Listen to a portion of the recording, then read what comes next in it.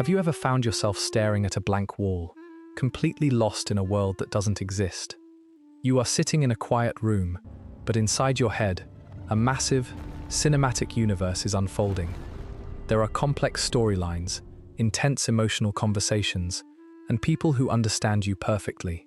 Meanwhile, the real world sits on pause. The laundry is half folded, the email is half written, and the clock is ticking away. But you don't care.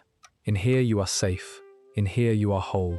This is the endless internal monologue that never seems to shut down. For many of us, this mental stage is so much more vibrant, so much more satisfying than the grey, predictable reality waiting outside. We tell ourselves it is just creativity, a harmless quirk of being a deep thinker. But deep down, there is a lingering whisper, a quiet realization that reality is starting to feel incredibly boring.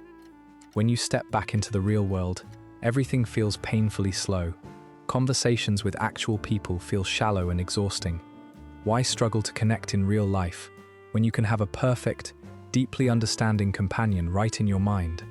For creative introverts, this mental sanctuary is the ultimate retreat. You don't have to deal with social anxiety or the constant fear of rejection. In your mind, you control the narrative, the emotions, the outcomes. It feels like a superpower. You might think you are just a highly imaginative person, believing you are the only one who does this, carrying this secret world like a hidden treasure. There is a strange comfort in thinking you are uniquely blessed with this endless imagination. But as time goes on, a subtle shift begins to happen. What started as a peaceful escape, a quiet place to recharge, slowly transforms into active avoidance. You start choosing the dream over the reality. You decline social invitations, not because you are tired, but because you want to go home and continue the story in your head. You delay your dreams because the mental rehearsal is so much easier than the actual performance. This is the moment the sanctuary becomes a prison. It is a golden cage, beautifully decorated, but it is still a cage. And the most terrifying part? The door was never locked from the outside. You are the one holding the key, choosing to stay inside because the world outside feels far too cold and too demanding to face. This is the silent trap of maladaptive daydreaming. It whispers that you are safe here, but in exchange, it quietly steals your time, your potential, and your life. Living inside your head is not an unchangeable personality trait. It is a choice. It is a deeply ingrained habit, a beautifully constructed shield that you actively choose to carry every single day. But once you realize that you are the architect of this golden cage, you also realize something incredibly powerful. You are the only one who can decide to step out of it and finally start living.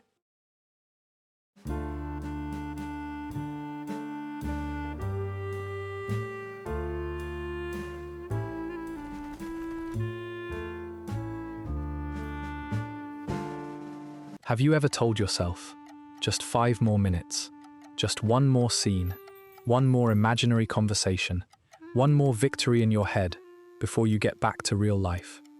But then, those 5 minutes turn into an hour. An hour turns into an entire afternoon of pacing around your room, whispering to yourself, acting out complex stories that only exist behind your closed eyes. You might think this is just a harmless habit, a sign of an incredibly rich imagination, or a quirky creative mind. But let us look closer, beneath the surface of these fantasies, because there is a silent shadow you must confront. This is not just harmless dreaming.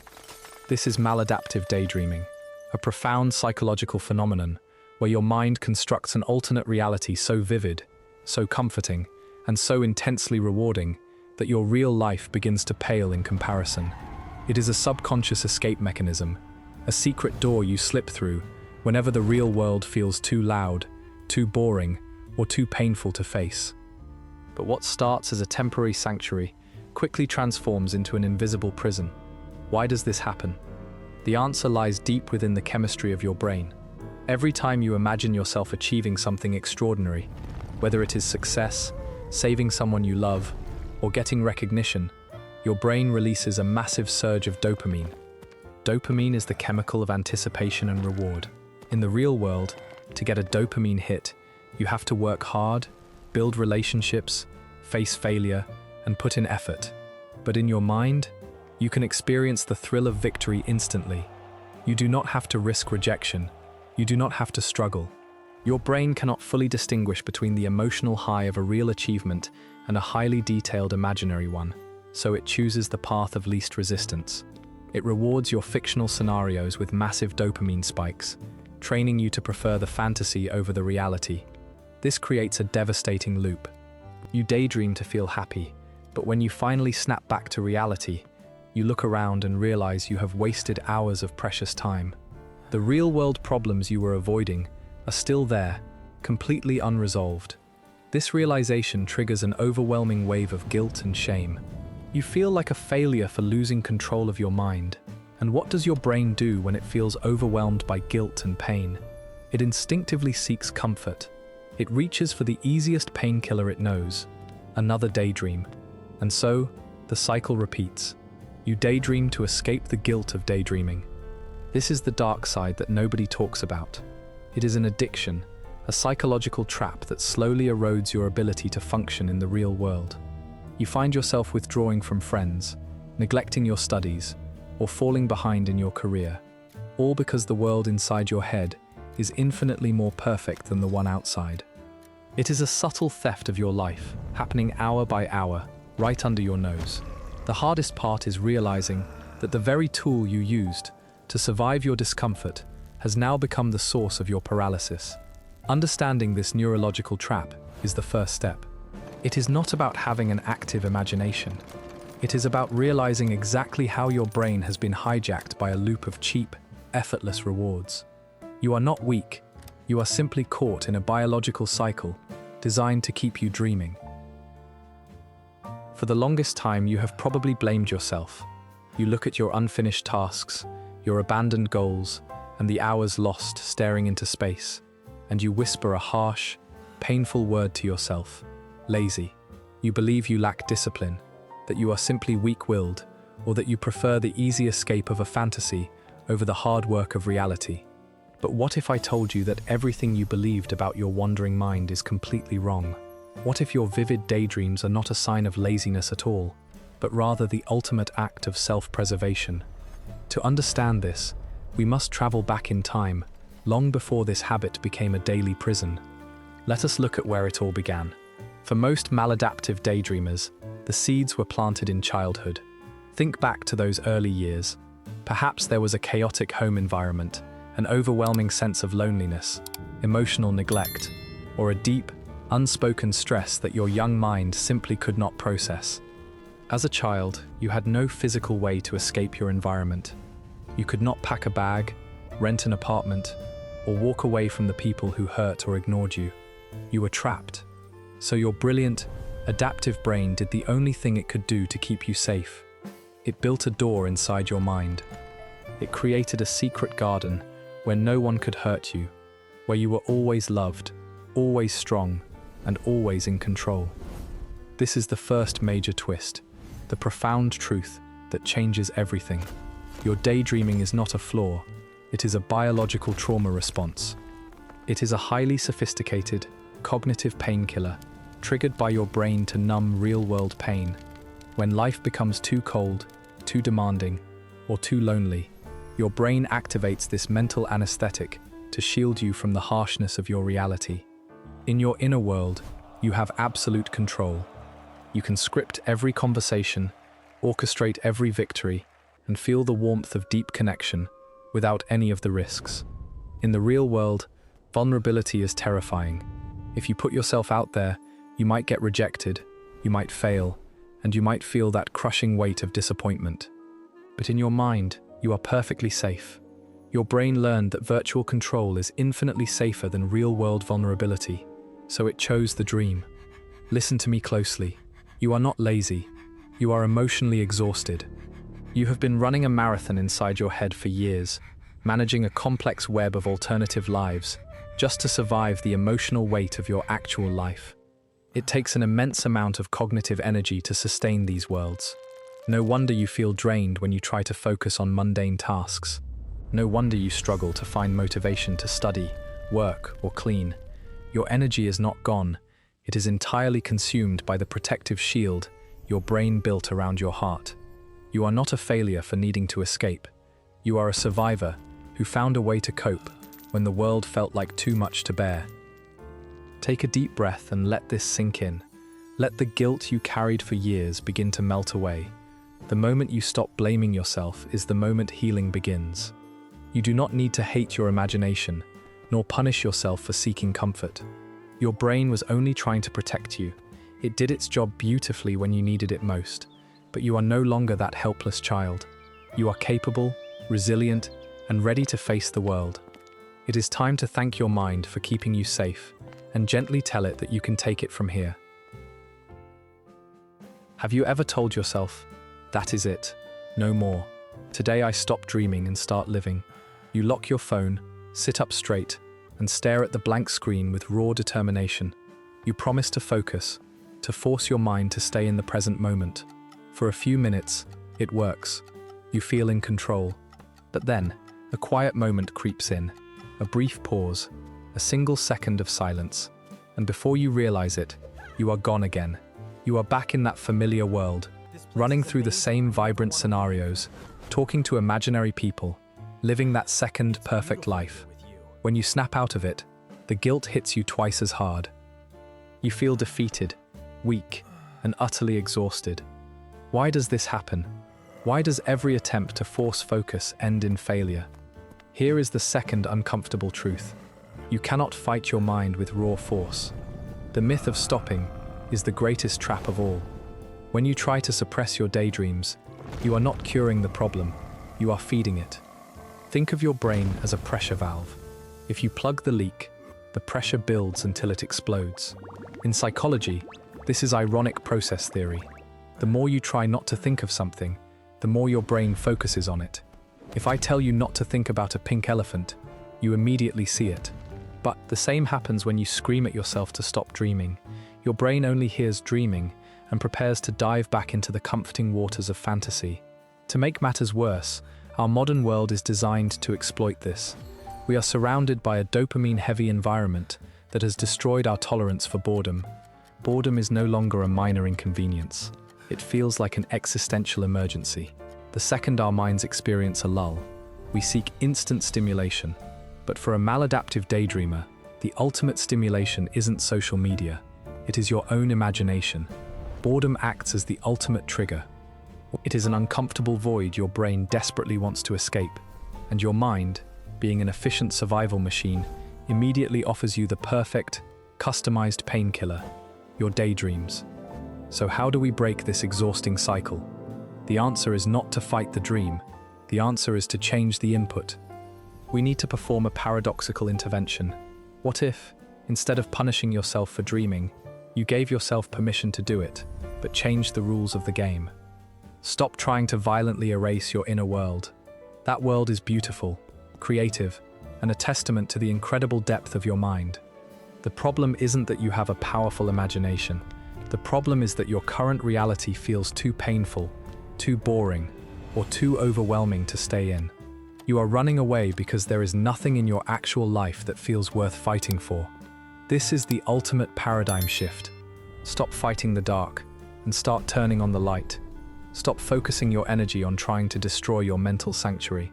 Instead, channel that incredible, creative energy into building a physical reality that you actually want to exist in.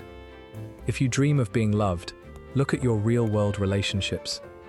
If you dream of success, take one tiny step toward a real goal today. When your real life becomes engaging, challenging, and beautiful enough, your brain will naturally want to stay here. You do not need to cure your imagination. You just need to build a life that is finally worth waking up to. So here we are, standing at the edge of this vast internal ocean. You now understand that your mind has been using these elaborate daydreams as a shield, a beautifully constructed shock absorber to protect you from the sharp edges of reality. But understanding is only the first step. Knowing why you are trapped does not automatically open the door. To truly break free, you do not need to wage a war against your own imagination, or tear down the magnificent castles you have built inside your mind. Instead, you need to build a bridge that allows you to extract the raw, passionate energy of your fantasies and use it to fuel your real, physical life. This is where we transition from feeling utterly helpless to becoming completely powerful.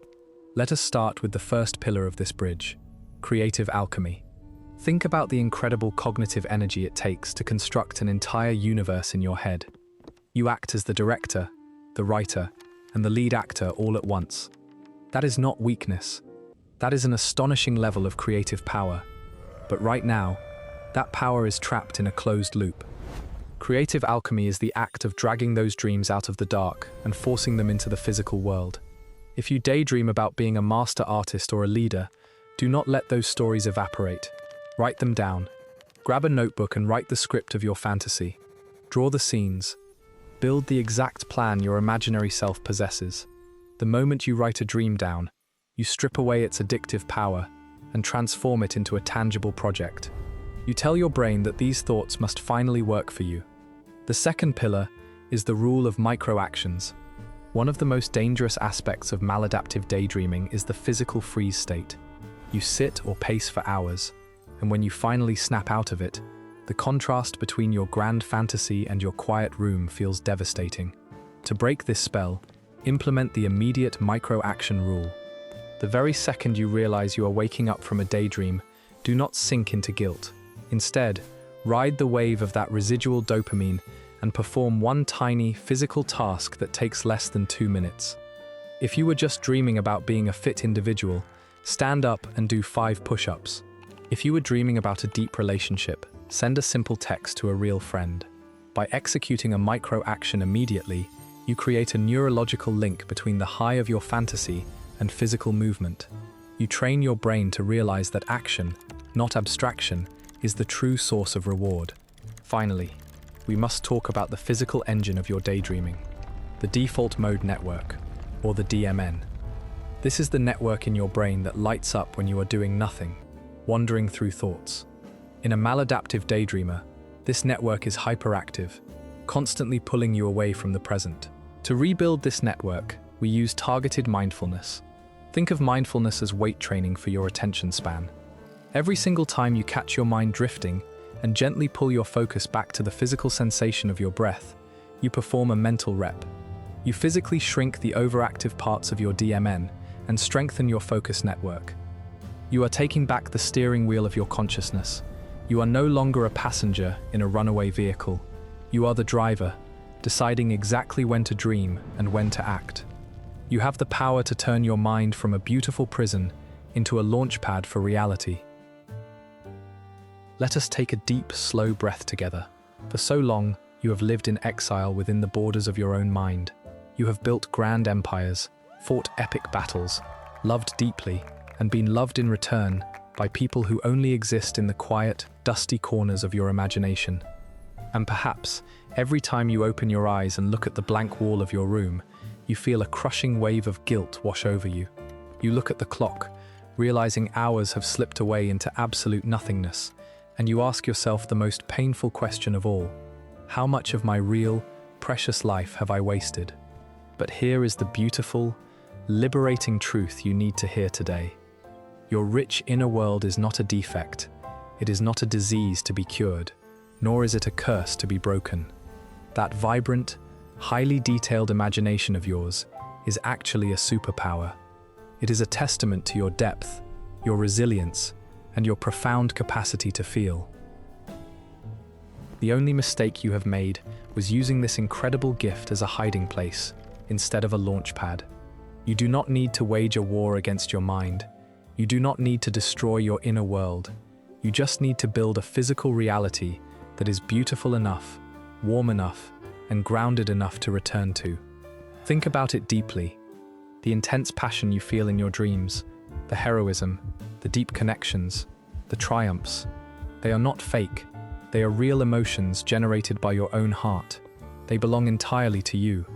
Your brain is actually telling you exactly what you crave in the real world: purpose, love, adventure, and recognition. Now, it is time to stop dreaming about these things in the dark and start building them in the light, brick by brick, day by day. It all starts with forgiveness. You must forgive yourself for the years you think you have lost. You were not being lazy, you were simply surviving. Your mind did what it had to protect you from pain, boredom, trauma, or loneliness. But you are safe now. You are strong enough to handle the quiet discomfort of the present moment. When the urge to escape arises, do not fight it with anger.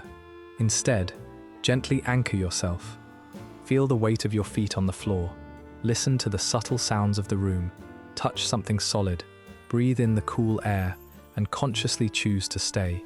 You can live fully in both worlds. Let your dreams inspire your reality, and let your reality fuel your actual growth. This is the ultimate integration. You are finally coming back to Earth, not as a defeated prisoner of reality, but as its active, conscious creator. So, let me ask you directly, is your mind a creative tool, or has it become your escape? Share your story in the comments. Your words might be the lifeline someone else needs to read today. If you are ready to stop hiding and start living, subscribe to join our community of deep thinkers who are turning their thoughts into action. Welcome back to your life. We are so glad you are here.